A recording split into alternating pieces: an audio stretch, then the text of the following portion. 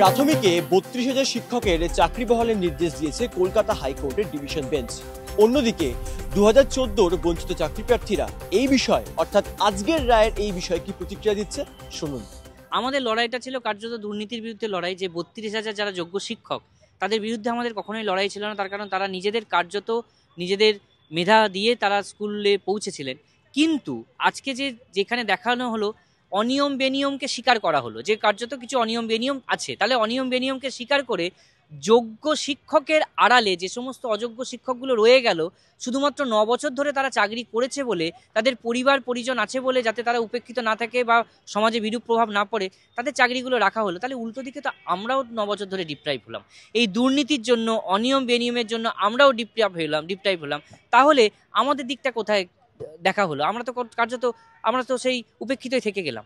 কোনো প্যানেল নেই, কোনো মেরিট লিস্ট নেই। আপনারা ভাবুন, মেরিট লিস্টে তো বোঝা যাবে যে এ এত পেয়েছে আর এ এত পায়নি বলে সে এলিমিনেটেড, দেখাতে পারবে না পর্ষদ, প্রাথমিক পর্ষদ।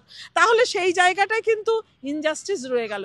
সেই জায়গা থেকে আমরা বলছি পার্শিয়ালি যেমন পজিটিভ, পার্শিয়ালি এটা হতাশার।